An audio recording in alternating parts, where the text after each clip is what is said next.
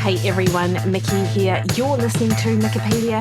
This week on the podcast, I'm stoked to bring to you a conversation I had with one of my BFFs, Dr Cliff Harvey. Cliff is a fan favourite. He is a PhD naturopath, strength and conditioning coach, and today we have a great conversation around the myths associated with a ketogenic diet. We talk a little bit about diet trends, energy expenditure, calories, and a whole lot in this clinical nutrition space. So basically, we just riff, have a conversation, and share a ton of practical and, I guess, scientific information in our conversation. And to be honest, whenever Cliff and I get together, we really discuss it the way that we would if it was just us in a room. So it's a little bit like a fly in the wall conversation, but you guys know how I feel about Cliff and I know how you feel about him as well. It's always great to get his insights. For those of you unfamiliar with Cliff, he is, as I said, PhD, is New Zealand's expert on the effects of a ketogenic diet in a healthy population, but he is so much more than that. He's been helping people to live healthier, happier lives and to perform better since starting his clinical practice way back in the late 1990s. Over this time, he's been privileged to work with many Olympic, professional, Commonwealth, and other high-performing athletes in amongst the general population. And he has also worked with many people to overcome the effects of chronic and debilitating health conditions. Along the way, he has founded or co-founded many successful businesses in the health, fitness, and wellness space, including Nutrition Store Online and the Holistic Performance Institute, New Zealand's leading certification and diploma for health nutrition, health coaching and performance that has many of the world experts teaching on the course, so students are learning from the best. And the faculty includes the likes of Eric Helms and yours truly. Cliff has over 20 years experience as a strength and nutrition coach, and in addition to his PhD research, he is a registered clinical nutritionist, qualified naturopath, and holds a diploma in fitness training and health coaching and patient care. You can find Cliff over at cliffharvey.com, the Holistic Performance Institute, and Cliffy Dog on Instagram. So, just a reminder though, before we crack on into the interview, the best way to support this podcast is to hit the subscribe button on your favorite podcast listening platform. That increases the visibility of the podcast out there in amongst literally thousands of other podcasts. So more people get the opportunity to learn from the guests that I have on the show, like Dr. Cliff Harvey. All right, team, enjoy the conversation. But also, I mean, this is just a good opportunity to have a chat, basically. I reckon. It was about time. Yeah. And so I'll kick this off, Cliff. Great to see you back. I've hit record, by the way. And essentially, I mean, you and I sort of connected last week and you were like, hey, I saw your paper like it's my paper. And you missed a fundamental myth in the keto world. And I thought, this is an excellent opportunity to touch base with Cliff, New Zealand's expert in ketogenic diets, to chat about some of these myths. But also, actually, Cliff, one of the reasons why I think this is or could potentially be quite timely, I mean, I guess it's timely anytime, is that keto often gets lumped in with fad diets. Anything related to keto still gets lumped in with fad diets. And I know that, or at least in the sphere that I sort of look at, like I follow a lot of sort of evidence-based practitioners, quote unquote, macro style people, and they seem to be dismantling the idea that a ketogenic diet is a good approach. So I don't know. Yeah, I think that's absolutely fair. And I think nowadays a lot of people are lumping keto in with carnivore, just like back in the day, people lumped keto in with paleo, which wasn't really fair to either diet style. And I think the same's happening now with, carnivore. And, maybe that's an even more distinct case because there are a lot of people in keto. Well, not a lot. There are some people in keto who are also of the opinion that carnivore is a fad diet. Yeah. That's true, actually. And do you follow Dr. Ids? Is that his name? Sort of. You know who I'm talking about? Yeah, I've seen, he puts out mostly really good information from what I've seen. There's a few things, obviously, I disagree with, but I don't really follow a lot of, I guess, influencer doctors, mainly because I just limit my time on social. Even though, people see my posts and they think that I'm on there all the time, I'm obviously not. Totally. Whereas, as you know, I live and die by social media. So I'm super happy to be on there answering questions, looking at monkey memes and whatnot. But like, I like to keep abreast of what messages people are exposed to, I suppose. And in fact, one very recent one that Dr. Ids did was a bit of a takedown on the carnivore diet study. That was a case study, or I think series published, I think, with Nick Norwitz actually late last year, looking at the impact of a carnivore approach. I believe it was on IBD, but you may know better than I. And essentially, he basically dismantled this idea that a carnivore was a good diet for anyone. And I just think that I get a little bit frustrated where people don't see a use case for different scenarios. And of course, then I do the stupid thing and I read the comments section, and you've got a lot of people saying, oh, hang on, I thought Harvard was a great university. And, yeah, I thought Michaela Peterson was out to lunch, and, all of these different personal comments sort of come up about the people who might promote carnivore and the rest of it. And I think it just misrepresents where the value of these particular diet approaches are. And it's a real shame, because I feel like an avenue of therapy for some people will immediately, that door will be closed to them. Yeah. And I think the approach that is most consistent with science, as a broad category, in my opinion, is to always say we need further, research. We need more research on carnivore. There are a lot of things that need to be teased out as far as, are the claims around its nutrient sufficiency actually correct, or are they somewhat flawed? Are they contextually correct? And as you say, are there use cases for any particular diet? Now, I think that's even more true within keto, because keto is a much more expansive diet. Carnivore is incredibly restrictive.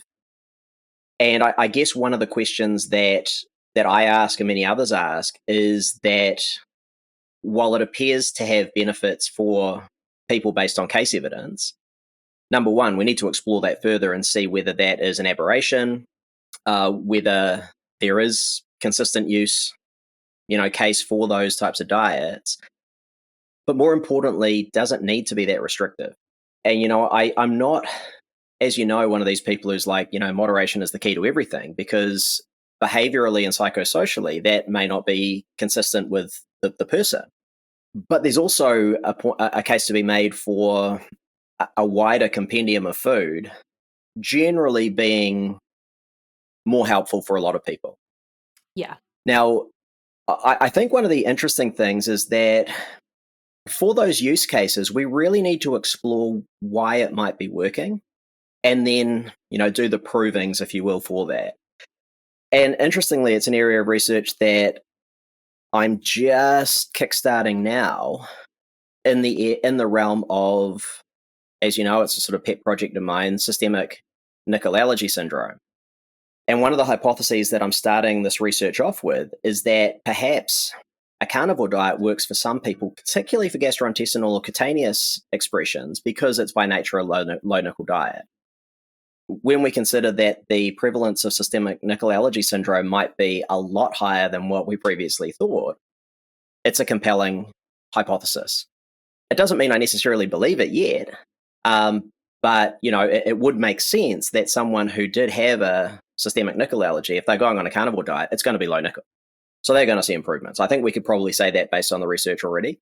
But it is something that needs further exploration to see whether that is just one of the reasons it could be effective, or the primary reason. Like, if it were the primary reason for showing effect, even into some people, then they wouldn't need to necessarily be that restrictive and only eat, meat, or these sort of modified carnivore diets that are emerging now, only eating meat and dairy sort of thing. You could include a lot of vegetables. You could include a lot of fruits. You could even include some other carbohydrate sources. So I think we really limit ourselves when we immediately come down on diets. But by the same token, Man, on social, the people that are the most vociferous in attacking like my positions are the extremes. It's hardcore vegans and hardcore carnivores. Yeah, I know. Yeah, because you're unfortunately you're in that camp of let's figure out the best approach rather than coming at it with some sort of diet bias. You're almost looking at what's going to suit the individual in front of you. Cliff, I sort of feel like you need to explain a little bit more about your nickel hypothesis, because I know it is something that you've been thinking about and we've discussed a little bit, but I think that it will be something that a lot of people will be sort of curious about because it's actually not out there so much in that sort of public sphere. Yeah, it's not. And I'll explain it sort of by way of an analogy or an anecdote, I should say, because it's kind of interesting. So the background is that around 20% of people probably have a contact nickel allergy. And a lot of people already know that because they wear, cheap jewelry and they get dermatitis, eczema type symptoms. But nickel is ubiquitous in foods. So it's very commonly found in foods. And some proportion of people with a contact nickel allergy have a systemic nickel allergy where they're actually getting hypersensitivity reactions to the nickel that's present in foods. Now, we don't know exactly how many that is. It's up to 20% of the 20% who have a contact nickel allergy. So that's not nothing, right? That's up to 4% of the population. Probably not that many, but let's say somewhere between 1 and 4 based on the extant research. Now, nickel is predominantly found mostly in seeds, nuts, and grains, but it's mostly in the bran and germ of grains. So whole grainy. Exactly. And so, given that I'm not currently following keto or low carb or anything, a little while back thought, well, I'll shift my diet a little bit just to lean up, right? Got this conference in the States coming up, all sorts. This was a while back now, though. And I started just tightening up my diet a little bit by just removing some of those ultra processed foods that had kicked in. It's not that I was getting, too over fat or anything like that. It's just that I wanted to lean up a little bit. So just a few subtle shifts in nutrition. I thought you got rid of that chocolate bar after dinner. Well, I didn't get rid of that actually, but instead of having, more of a treaty kind of thing where I was quite happy as if it fits my macros kind of thing to have some milk chocolate, I'd go for, dark chocolate and have just less of it. Shift from having maybe some of those white carbs that had crept in to whole grains, eating some legumes to bulk out the meat and whatnot because things are expensive at the moment. And some of the symptoms that I experienced started getting worse. So, such as gut symptoms, more bloating, frequency, looseness of stool, and some cutaneous symptoms because I get a little bit of dyshydrotic eczema. Not bad, but just a little bit on my feet. And that started getting a lot worse. Now, these are not uncommon comorbidities, obviously, with Crohn's disease. So I thought, well, that's interesting because I have suspected in the past that I might have a systemic nickel allergy because I have a contact allergy to nickel. So I did a little self-experiment where instead of eating, a very healthy low nickel diet, I just ate a low nickel diet, including a lot of foods that we would typically not consider to be the best for day in, day out use. Obviously, I don't think any food's bad, but eating a lot of, refined white flour products just to really get the nickel down, and found that within days, really, the frequency of using the bathroom was down from sort of 6 to 10 a day down to 1 or 2. Gastrointestinal symptoms way down, cutaneous symptoms way down, and more importantly, some other things that I hadn't really thought were linked, and they may not be, but cognition improved, headaches reduced, because I typically haven't had headaches, but I started getting quite bad headaches. And also neck and back pain went down a lot. So there was enough there that I thought, well, this is basically the proving, because typically with a nickel allergy, it's indicated by contact and then sort of confirmed by the implementation of a low nickel diet. Does that improve symptoms? Often you go to the next step clinically. We might provide a challenge at some point of high nickel foods or even nickel sort of in solution to see whether there's a response. But anyway, that was interesting because it was a really good example that the shift to a healthy diet, while it would work for most people or a healthier diet, didn't work in this particular instance because there were certain things within that diet that weren't working. The shift to what ostensibly a lot of people might think is an unhealthy diet actually helped a lot of things. Now, would I keep eating just a whole bunch of refined wheat flour all the time? No, but it meant that that was a really good proving. And then I could basically go back to eating sort of what, for me at least, is a healthier version of that lower nickel diet. Anyway, that's the anecdote that sort of explains where I came to this point. And because I'd had some interest in it through the years, just in a hands-off sort of way, I thought, well, this is really interesting. I want to explore this a little bit more, because I started to see in the research as well comorbidities between nickel allergy and IBS, nickel allergy and IBDs, right? Which is why I started also thinking, in the light of these case studies coming out, well, this could be an interesting thing to look at. So we're currently working on some research where we're modeling diets initially to like put together a best practice carnivore, keto, maybe Mediterranean, vegan diet, and quantify how much average nickel people would be getting from those diets. Then hopefully we'll go on and do some RCTs in that space. That's super interesting, Cliff, because I imagine a diet like the Mediterranean diet. Did you say nuts and seeds had a higher level of nickel? Yeah, so typically nuts, seeds, legumes, and whole grains are the things that are highest. Chocolate, really high. And obviously the darker it is, the more nickel there is, which is kind of interesting, because often with that health halo effect, and, you know, not without reason, we would tend to default towards darker being better. But as a practitioner, one needs to realize that while that might be true for most people, even almost all people, almost all of the time, it's not true for every person. Yeah. And for what it's worth, when it comes to chocolate, my go-to for most people that I work with, which is in sort of fat loss space, is eat what you like, because you're not going to be getting a lot of it anyway. So if you really love that caramel chocolate, then have those couple of pieces of caramel. Of course, depending on how that might trigger further eating behavior. But, you know, a lot of people are like, oh, I just have, you know, dark chocolate because it's so healthy, and I have, you know, 8 pieces or whatever. And I'm like, there's an issue there. Oh, 100%. And that, you know, I always ask people, well, do you enjoy that? I'm like, oh, not really. Well, why do it then? You know? Yeah, I know.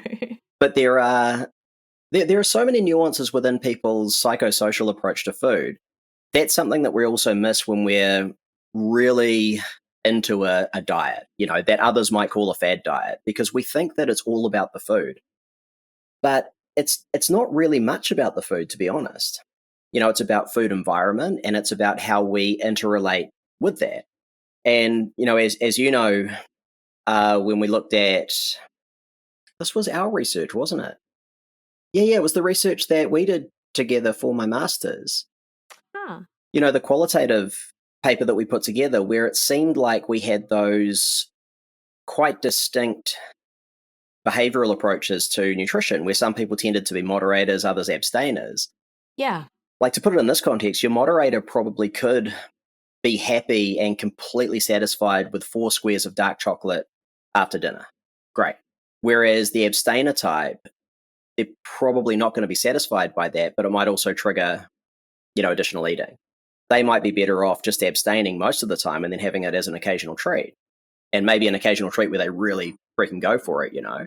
Neither approach is good, bad, better, worse, right? And this is one thing that I think comes into the whole keto, low-carb Mediterranean. At the end of the day, if one's energy intake is appropriate, they're getting enough protein, they're getting enough essential fats and enough micronutrients, it actually doesn't matter all that much. I believe, you know. For sure. And I feel like you and I are on the same page with diet. Largely speaking, there may be a few things that we, you know, might have fisticuffs over, but ultimately, you know, blood sugar balance, muscle mass, but also, you know, what makes you feel good, what gives you good energy, and looking beyond just protein, carbs, and fat are really sort of like the fundamentals of what makes up someone's like most awesome diet. Yeah, and looking beyond really arbitrary thou shalt nots or thou shalts that people have.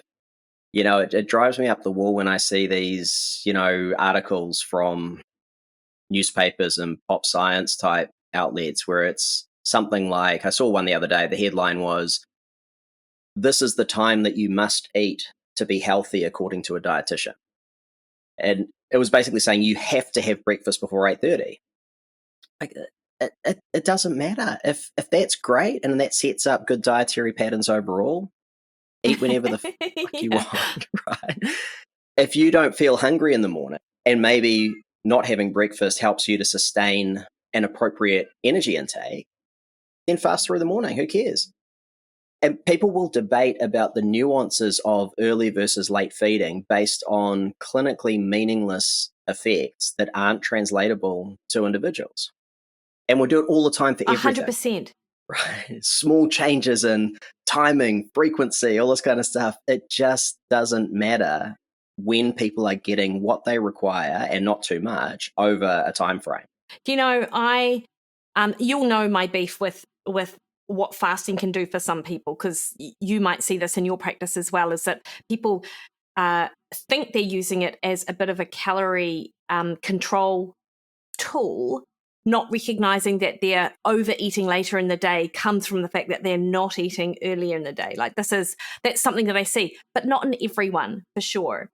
And I do feel that sometimes some people, dare I say it, like to go to the micro level detail of what they should or shouldn't do and really sort of get a little bit worked up on it, because it allows them to be distracted from the really big things that they could just focus on that are actually much more important. Like, I don't know, I do get people who ask the most nuanced questions where they haven't even sort of got their foundation sort of set in their diet. And sometimes I feel like that's a bit of a distraction.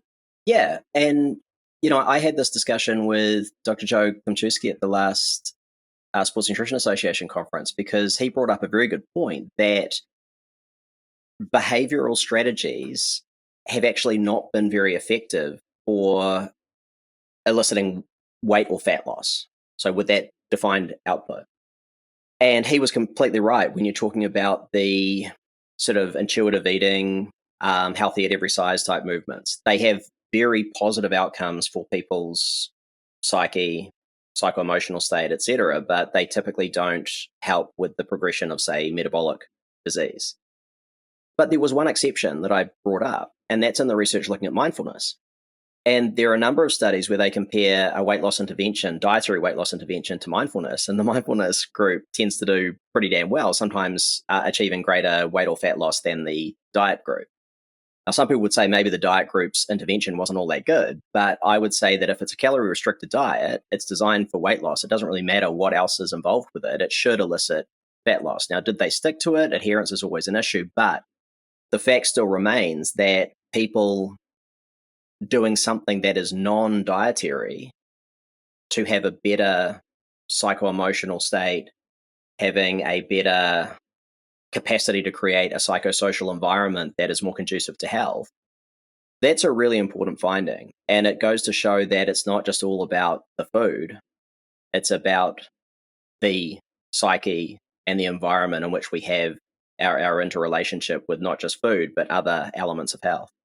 I will say that a lot of the obesity literature is pretty underwhelming when it comes to results. But I agree with you, actually, because what they are, if it's a randomized controlled trial and they're supposed to be in a calorie deficit, and they might be getting some small sort of measure of fat loss, but maybe not that much over 6 months or 12 months or whatever, then really you're right. Like if the problem is that it's not well tested because they can't really adhere. But I think that's an outcome anyway, to your point. Like whatever they're doing in that trial is not going to be successful, not because the calorie deficit itself didn't work, but there was something about the way they designed it that made adherence nigh on impossible, which is actually one of the major things. Absolutely. And I think that also speaks to the importance of, in a clinical one-on-one setting, we can't be applying cookie cutter approaches, because the key is how is that person going to sustain a calorie deficit if they need to lose body fat? Or if they're looking to just be healthy, happy, perform well, how are they able to elicit an appropriate energy intake? Now, there are so many tools that people can use, but they need to understand that they're just tools. And so a lot of the meaningless debates about whether fasting is healthy or unhealthy should really be switched into for whom is fasting appropriate and why. Similarly for low carb keto, and a lot of the junk science that we see around keto and low carb doesn't help the debate because people just default back to it. Yeah, I totally agree. It's interesting, Cliff, with what you said about that, you wouldn't be considered, or you're not keto right now. Would you be low carb? That's a really good question, because probably according to, especially as I'm ostensibly an athlete, according to what my carbohydrate requirement supposedly is, according to the position stands, I probably would be, I don't know exactly how many grams of carbs I'd have in a day, but it's probably only, I'll do some quick calculations, it's probably in the region of, 100 to 200 grams. Yeah, I'd probably be like, no, that's not true, because I often eat to ad libitum as much as I desire after dinner. So I might have some fruit, I might have some chocolate, white chocolate now, those types of things. So that probably bumps things up a little bit. So no, I wouldn't be low carb or keto. I'd probably be getting in the realm of 250 odd grams of carbs a day. But again, probably lower than what would be recommended to me. Absolutely, because what would that put you at grams per kg body weight? I probably consistently eat about 3 grams per kilo. Yeah. And I imagine for your sport, is the recommendation sort of 5 to 6 or something? I would say so, yeah. And that's, to me, so fundamentally flawed, because having a recommendation of grams per kilo based on what sport or activity someone does is just entirely arbitrary. It isn't, the carbohydrate requirement is entirely dependent, as you and I both discuss a lot, on the frequency, volume, intensity of the exercise. And that's another area where, one of the things that winds me out more than probably anything else are these throwaway guidelines, like, to perform at your best, you must have carbohydrate before training, which is not an evidence-based statement. People claim it is because, hey, but people having carbs before exercise perform better. Well, you could say that, but it depends on the duration and intensity of the exercise. For a lot of people, it makes zero difference. And the evidence is clear on that. I don't know if you listen to the podcast with myself, Danny Lennon, and Eric Helms. We talked very much about the utility of carbohydrates in that peri-exercise window. And, anyone who is abreast of the research understands completely that it's not an absolute. Conversely, though, it's interesting because you'll have a lot of the low carb people will say, well, the body produces all the glucose it needs. You don't need to have anything, which is not consistent with the research either, because even for those athletes who are habitually low carb, performing really well, maybe at the top of their sport, the evidence still points towards them getting benefit from carbs taken during exercise, especially if it is a duration, obviously, that would usually indicate having carbs as a supplement. And it seems to be pretty much exactly the same as those athletes who are higher carb habitually. So that's kind of cool, because that makes sports nutrition a little bit simpler. Like, be low carb if that works for you habitually. Be high carb if that works for you habitually. But, you're out there cycling hard for 3 hours, have some carbs during the event. Yeah, Easy. it's interesting, isn't it? So because we recently did the Southern Lakes Ultra, and listeners will know, because I, prior to this one coming out, I chatted to Philip Prinz about his most recent trial with Tim Noakes on the 10 grams of carbs per hour to prevent hypoglycemia, showing that there was no performance difference when you compared that to a higher carb approach as sort of stipulated by guidelines. It was either 60 or 90, I think. And so in the Southern Lakes Ultra, we had maybe our like nutrition, we had to account for all of our food. We probably had around 25 grams of carbs an hour, and we're running from about, I think the shortest day might have been 3.5 hours, and the longest day was about 13 hours. And we consumed most of our calories outside of the actual training itself, because we had to have daily bags of all of the food we were going to have on a certain day, all sort of prepped and ready to go. And a lot of it was D-high food. It was other things, but carbs and calories, most of them were consumed outside of the training, because the gut, for us particularly, because I'm speaking on behalf of Hubster as well, just feels so much better when you have a lot less on board when you're running, and we don't really need it. Like, I can easily go out for a couple of hours, even up to 3 hours, with not even really having that much, not noticing an appreciable change in my blood glucose level or my energy level or anything like that.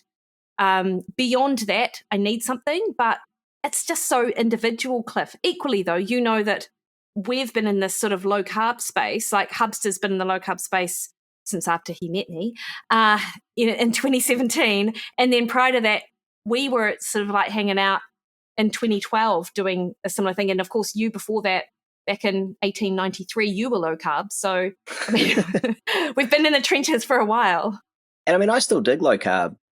But it's, for me, a targeted thing. It's the easiest way for me to lose body fat, because the easiest thing to do to preserve protein, essential fatty acids, micronutrients, etc., is just to cut out the carbs. Yeah. And so it's a nice, easy way for me to lean up. One thing that you mentioned, I was just looking on my slides, actually, for this talk I'm giving in a couple of weeks in Texas. You bring up a really good point, because, you're saying you're eating most of your calories outside of the event. Now, research has suggested that up to 80% of endurance athletes are underfueled, right? If that's not corrected for in research, that's a really big confounding influence. Because if we're then saying that, athletes benefit from X amount of carbohydrate during exercise, are we just making up for a fuel shortfall? And, this is why the context of how and why people are supplementing is really important. Yeah.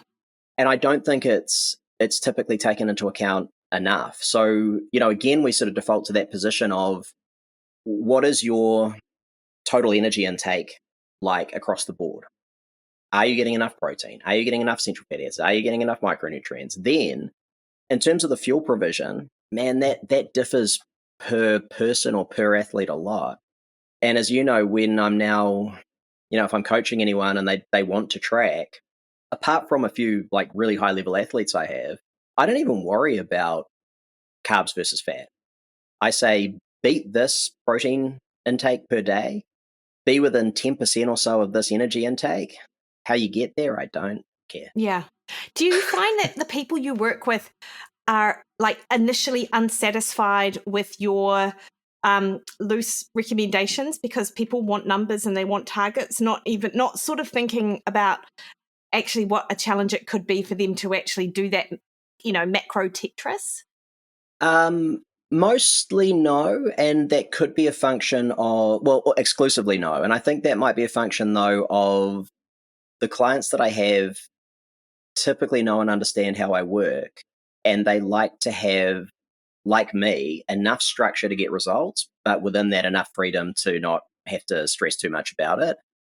And so some of them don't even track calories. I mean, they don't track calories. They don't even follow a diet plan per se. They just have in their mind an idea of that modular approach. And we can adjust that too, because we were talking via email about the calculators I've developed. The latest ones sort of semi-quantify down from their energy and macro intake what that means in terms of the average body size that is sort of indicated by the measures we've put into that calculator. So it will sort of automatically quantify what that means in terms of fist sizes of vegetables, palm sizes of protein, etc. And so for a lot of them, it's just a semi-quantified approach where they're just using those portion sizes. The next stage is having a quantified diet plan, and the sort of final stage, if they really want to go there, is with the tracking. And again, I try and keep the tracking as simple as possible. And I think that you're just going to get more sort of adherence. It's interesting, actually, because of course, when we caught up and I was like, let's talk about this paper, I'm only actually just going to mention it now, halfway through our interview. But on the whole carb, the what determines a low carb diet? Because when this paper was going around, the 86 different authors that managed to get their names on it, there were sort of groups of people who had a varying opinion on what constituted low carbohydrate. And it sort of landed at, I think, maybe less than 130 grams a day, or was it 25% intake or something like that. But there were people who were very sort of adamant initially that we must be advocating for 50 grams of carbohydrate or less as being, the best approach for metabolic health and things like that. Whereas people like me were sort of like, well, you can get a lot of good metabolic health benefits. You don't necessarily have to push it down that low. And that might be a an approach for someone who is severely insulin resistant or who indeed has type 2 diabetes. But for the average person wanting to improve their metabolic health, just have a better lipid profile, lean out a little bit, not even lean out, it's just lose weight, actually, if I'm thinking about people who you'd sort of put this on, like it's unnecessary to have such a low carbohydrate intake. And I do feel this is where some of the contention lies with a low carbohydrate approach, is that people think that it must be 50 grams or below, and that's where people get their knickers in a twist. I agree. I think that, we always need to think about in terms of utility. And is that a helpful approach to have these arbitrary guidelines? And I don't believe it is in most cases. But further than that, if we take our scientific lens to it, that this has been studied, because I did it. Yeah. We did it. We were the first study to look at different low carbohydrate diets. It had never been done before, with the exception of the paper by Sears. But that is almost like, you've got to consider that's almost like a designed to prove study for, the zone diet. Yes.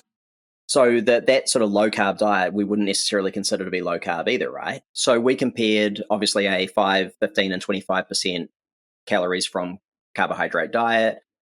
And I think that's really illustrative, because it still seems to be seldom done where people are using the energy apportioning rather than arbitrary gram amounts. Because once we get to anyone outside of a fairly small band around the median calorie intake, we're looking at quite different gram amounts.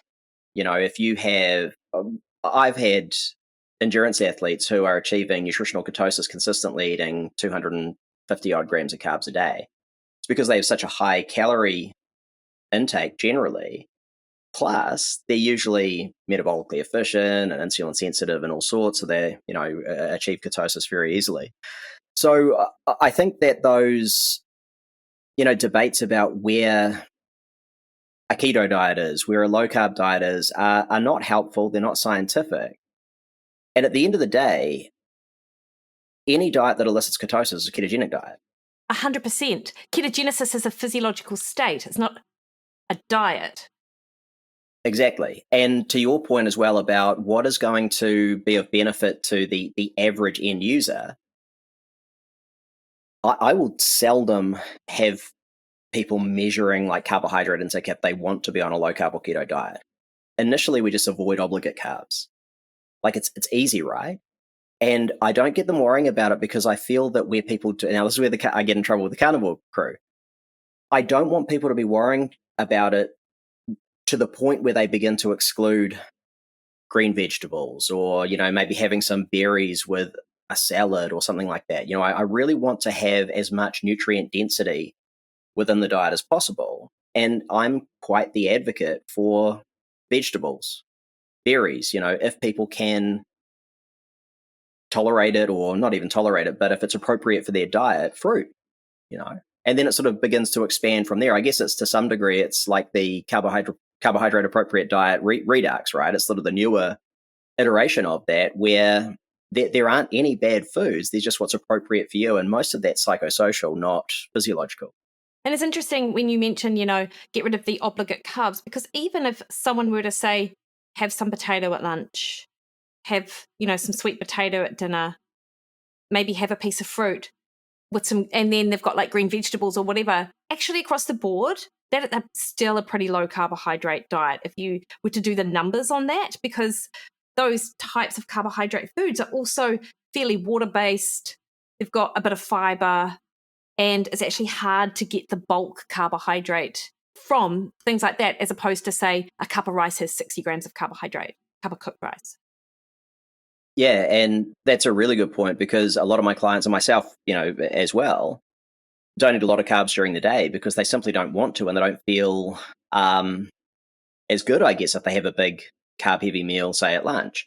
Like I say, myself included, a lot of my clients will have mostly protein-based meals through the day, maybe few of them, and then that allows some carbs at night. Now, how much that kind of allows depends on whether the person is better suited, usually again behaviorally, to low, moderate, or higher carb. And it's quite nice. And it doesn't work for everyone either, because some people prefer to have the carbs in the morning. That's great. But for a lot of us, I feel that having that bigger meal at night with some of those carbs, it is relaxing. It is very satiating. It does, as compared to after lunch, where maybe you don't want to feel too heavy and maybe want to go and have a lie down, you want that at night. So why not? Cliff, in terms of sort of like the ketogenic diet space, I suppose, and low carb space, which areas are you, if you are, like particularly interested in exploring? Like, what is any of the research coming out that that you've already sort of got in your head that you think is sort of the next step in this? Because I feel like, albeit it moves slowly, like people are and societies are shifting towards it being an approach for people with metabolic disorders, and it is more accepted and people are more interested in it. We've had a lot of information over the last year looking at the neurological benefits of a ketogenic diet and even a low carbohydrate diet. Like, is there an area where you feel hasn't really been targeted, which you feel that a ketogenic diet or a low carb diet could be, be interesting to know how it might impact? Yeah, there is one that I'm really interested in, and we're actually kickstarting some research, which you may want to be involved into, which is to look at ketogenic overfeeding. Because we would default to the research that shows that irrespective of whether excess calories come from carbs or fat deposition is pretty much the same. Even though in terms of a sort of closed system mass energy balance equation, it doesn't actually work. It does within the human body because of inefficiencies and efficiencies within substrate use for fuel. But I wonder whether that is the same for a truly ketogenic diet. Now, it probably is. And my hypothesis for these studies would be that it results in exactly the same amount of fat gain. But just anecdotally, we do hear quite a lot that people say, look, I can't put on weight when I'm on keto. Now, that might be because they're so satiated, they're almost insidiously changing their dietary habits. And I kind of know what that's like. You're eating plenty of protein, plenty of fat, plenty of vegetables, and you're just very satiated. You actually end up auto-regulating energy intake, which we've seen in the research. But where people have actively tried to put on mass, eating a keto diet, they tend to struggle. Now, again, that might be behavioral, and it might be because they're simply averse to loading in those calories, right?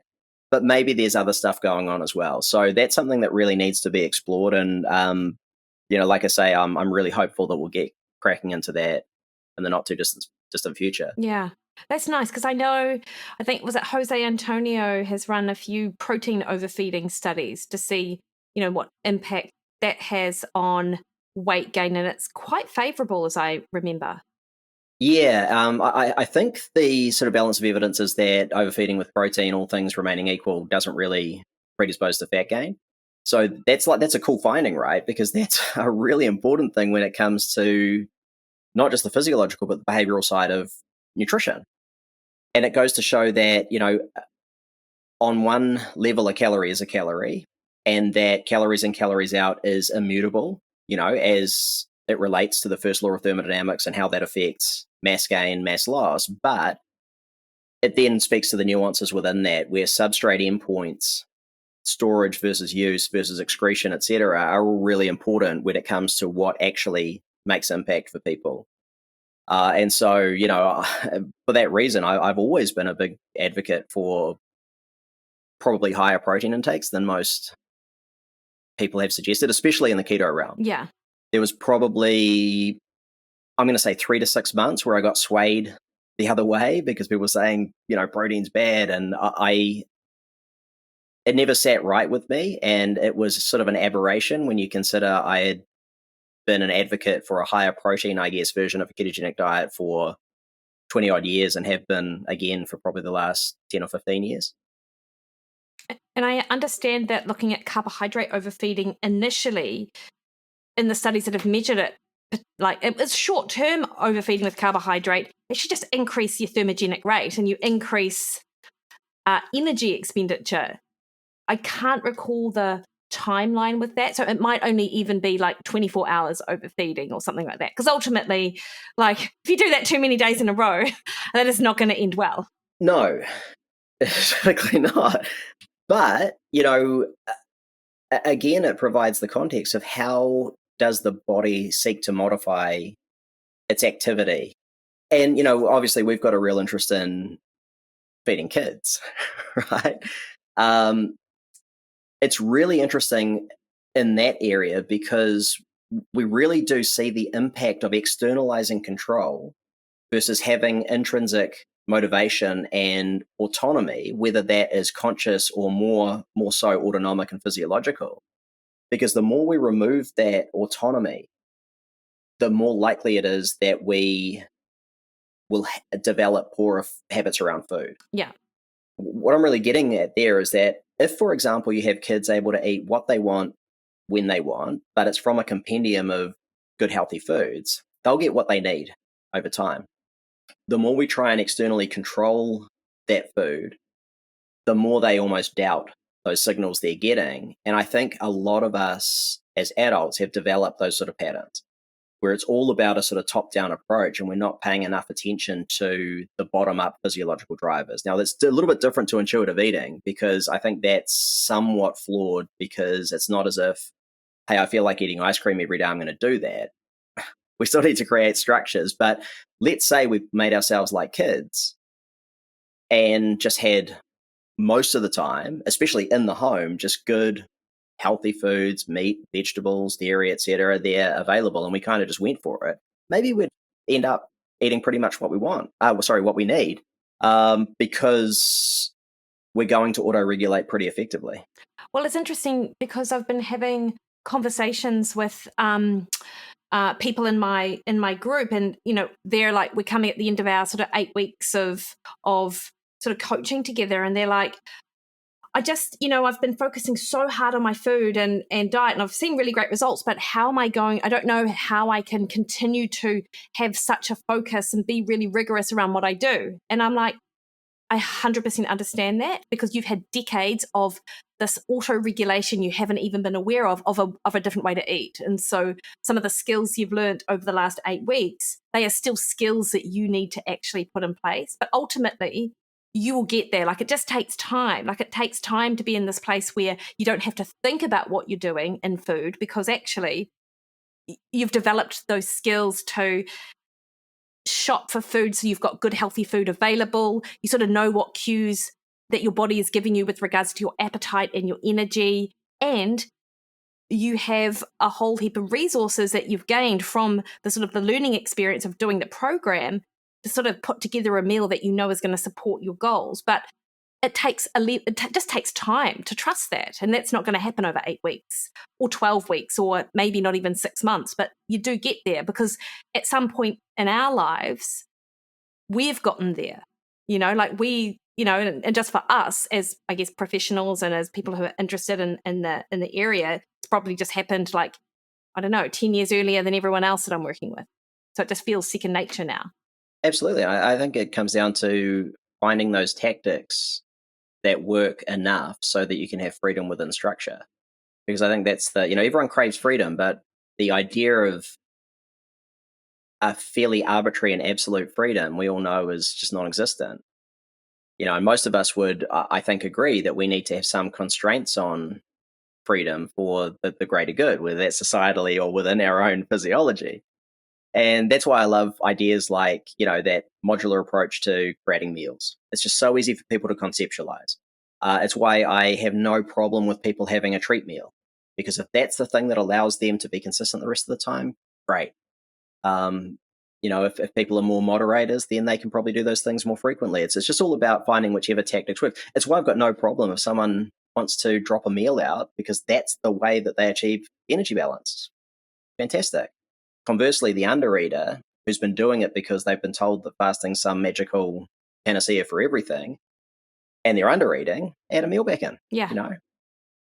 Yeah. And I mean, it's once you reach this place, then you're far less likely to hit, buy now for these ridiculous supplements that people keep sending me on sort of the next big thing when it comes to weight loss, like hops extract.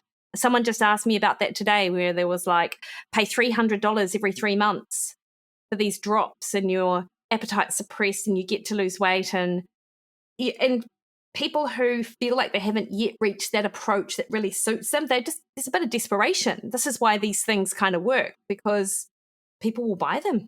Yeah. And I mean, that's an interesting example too, because there are clinical trials on it. It does seem to be somewhat effective. I don't know about the meaningfulness of the effect. Like, is it big enough to actually justify?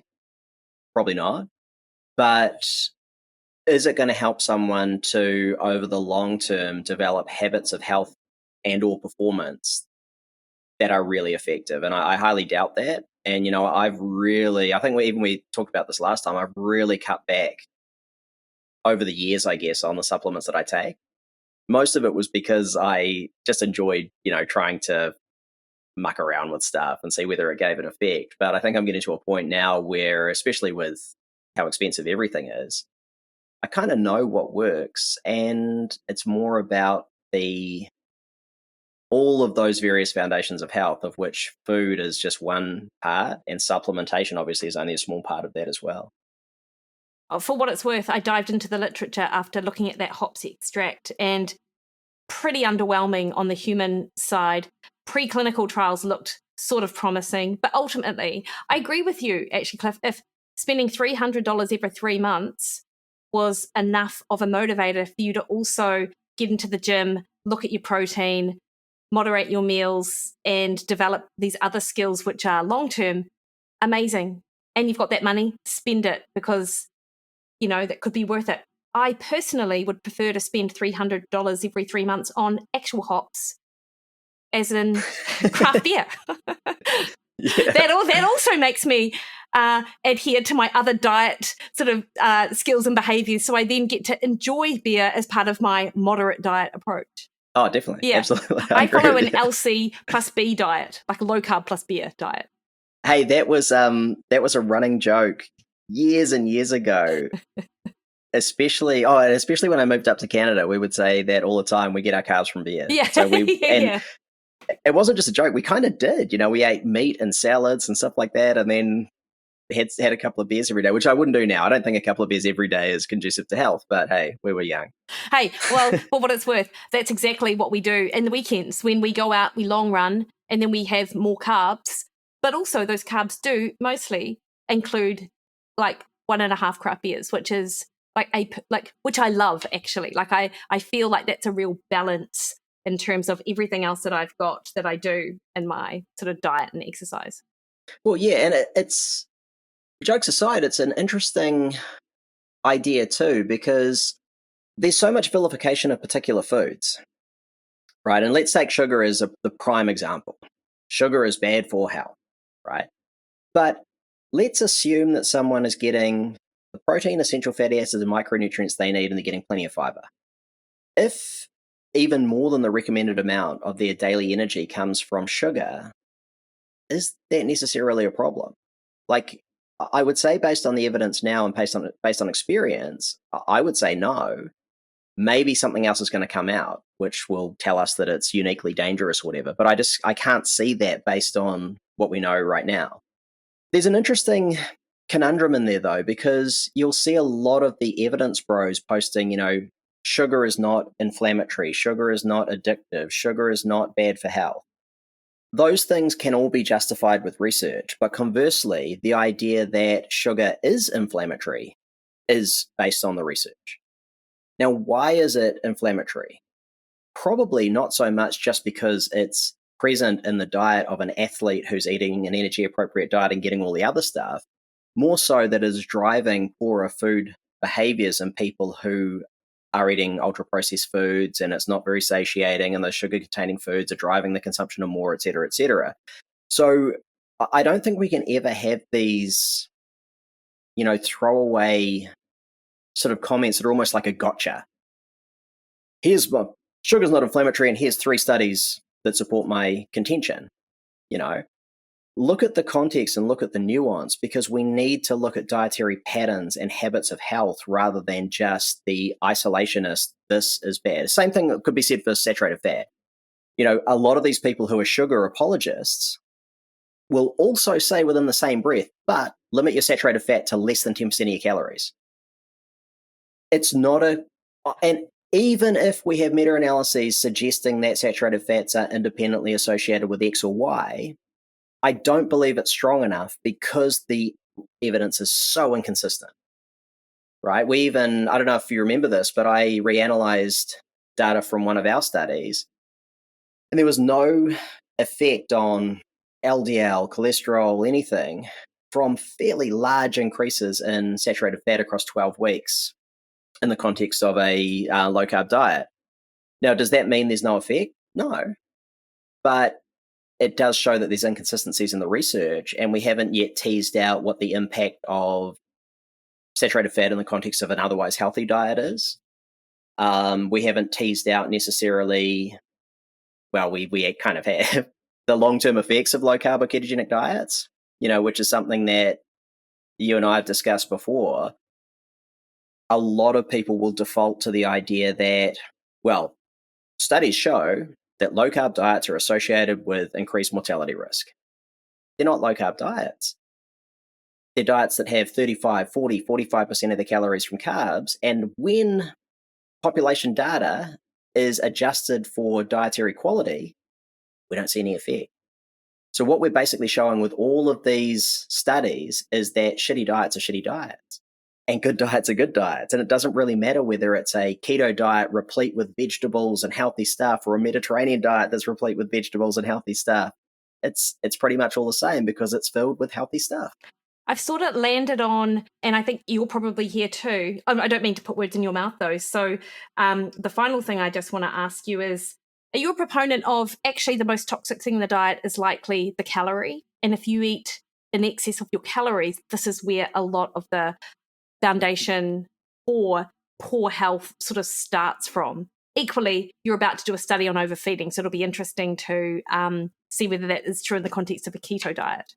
I think it's probably the biggest factor because I think what we consistently see is that most of the reason why diets or interventions work is because they help people modify their energy intake, including like fasting, and which we've talked about a lot on this podcast. So I think it's probably fair to say, but there is one wrinkle that I would throw in there is that I do believe, again, based on the evidence, that we do have an underlying epidemic of nutrient insufficiency that's under-recognized. When we consider that, I'll pull up that Prezzo again if I have it. It's pretty interesting, especially when we look at athletic populations, but I think, it goes a lot further than that. I mean, we can even just look at population data where, half of Kiwi males are not getting enough zinc. More than a quarter of Kiwis are probably not getting enough vitamin B1, B6. 3/4 of women not getting enough calcium. Half of Kiwis not getting enough selenium. These are they're not nothing, right? And when we consider like athletes, I'll go back to the endurance athletes because that's really interesting. Probably over 3/4 not getting enough omega-3 fatty acids. Nearly all not getting enough vitamin D. Over 3/4 not getting enough vitamin E. Over half not getting enough vitamin K. It goes on and on. We can't expect for the body to either perform at its best or even just be healthy in the face of challenge if it's not getting the essential micronutrients, right? Essential being the key word, which people don't pay enough credence to. Because the underlying narrative, and again, you and I have talked about it before, that we hear from academics all over the place and public health organizations, government dietitians, etc., is that just try to eat a healthy diet and you'll get all that you need. People are on the news saying that. Like, yeah, no, you can get everything you need from diet. And I think that you can, but it's an example. It probably lends itself to the reverse causation, to the circular reasoning fallacy. Because if what we're saying is eat a diet that's healthy, and by that we mean eat a diet that contains all the essential nutrients in the amounts we require, we'll get all we need from diet. Of course, it's circular reasoning. But if we're looking at it in a different way, where it's the attempt to eat a healthy diet and it's people doing most things right most of the time, we're not sure that that does actually lead most people most of the time to eat all that they need. And in clinical practice, I've only seen one person in the last decade who was achieving sufficiency for everything. In their actual food intake? Yeah. Wow. Even food and supplements combined, because a lot of our long COVID cohort, a lot of our COVAX AE cohort, they were also attempting to supplement to improve their health outcomes. Now, whether they were supplementing effectively is a whole different topic, but they typically weren't achieving sufficiency of many nutrients, and I'm talking usually between, 6 and 10 nutrients not achieving sufficiency for. So, I agree 100% that energy balance and the calorie being the most damaging thing in health. I think that's entirely true. But I also think that we also need to have that eye on nutrient sufficiency. It's so important, and people just don't recognize it enough. I love that, and I totally agree. And for what it's worth, this is one of the reasons why I'm such a fan of Good Green Vitality, actually, because it really does fill the gaps, and the amounts aren't like the extreme amounts that you might find in some sort of poorly put together multivitamin capsule that you can just purchase from the pharmacy or the supermarket. And for what it's worth with athletes, I think that the inclusion of those adaptogens and the antioxidants and things like that are just super helpful for the overall this sort of metabolic health and nervous system and all of it. Yeah, and for the same reason, that's one of the reasons why I'm such a big advocate for vegetables and having those foods in there, because they're providing those secondary nutrients that, while they're not essential, the evidence, obviously shows time and time again that they are likely beneficial for health. And it's sort of one of those things that, I know we're running out of time, but it's one of the things that I still can't get my head around when advocates for extreme approaches to keto or carnivore diets claim that vegetables are bad for us, because there's simply no evidence for it. But on the other hand, we have a lot of evidence showing that they are. Now, they might point to the fact that a lot of that evidence is observational and therefore it's methodologically weaker. But in the absence of evidence to show harm, we can't conclude harm when all we see is benefit. And we also need to think about, I think when people are looking at research, they should always be thinking about it as a bit of a continuum from plausibility into what we actually see. Because a lot of evidence is limited into one of those categories. Well, it's plausible that this happens, but we don't actually see it in real life, so it probably isn't happening. On the other hand, we're seeing certain things in real life. Is it plausible that that would be happening? Probably, or maybe not. It's like the correlation causation arguments where, what is it? Ice creams are associated with shark attacks, drowning or something like that. Yeah, something like that. Yeah. It's not plausible. No. All right, Cliff. So to finish up, you mentioned a presentation that you're giving in a couple of weeks' time, and I will link to the conference, because I believe that people can attend virtually. And so we'll make sure that this comes out with enough time for people to hit their purchase ticket for a virtual ticket. And also, are you doing strength-based training on an app? Are you doing what's the go? Like, can people sign up to train with Cliff? They can. Yeah, no, I got back into some online coaching probably a year or so ago, just because I really enjoy it, and I was missing. I'm compulsive about writing strength plans.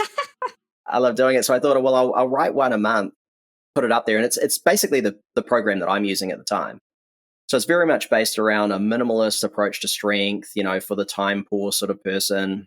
So effective, minimal time, and then it has, nutrition guides and lifestyle advice around it and stuff like that. So yeah, I've got my own little app and I do that, and it's a cool little group of people who are part of it. And like I say, I kind of do it for fun. It's just great to have some people wanting to get stronger and healthier. That is awesome. Well, I'll put a link to the Sports Nutrition Association conference plus to your app in the show notes. So can you just let people know where they can find you? I mean, people know, but let's remind them. Yeah, to find my stuff, it's at cliffharvey.com, and they can go to cliffharvey.com/coaching to find out how to get online coaching and whatnot. And then obviously our institute is the Holistic Performance Institute at holisticperformance.institute, where people can study nutrition. Amazing. And health coaching. And in fact, I'm talking to Dr. Sarah Hancock actually soon, who is, as I believe right now, going through HPI, and she's just singing the praises of the course. So we're going to have a bit of a chat about that and amongst the other sort of dental hygiene stuff that we'll be talking about. Well, interestingly, I just spoke with Sarah this morning. We're possibly going to co-write a paper on sort of that interplay between dental and metabolic health. I love it. I just cannot wait to dive into that with her. Cliff, as always, such a joy to talk to you. I love it. Like, this has been the highlight of my Tuesday. Likewise. Thanks for all your wisdom and knowledge, and we'll talk soon. Thanks, boss.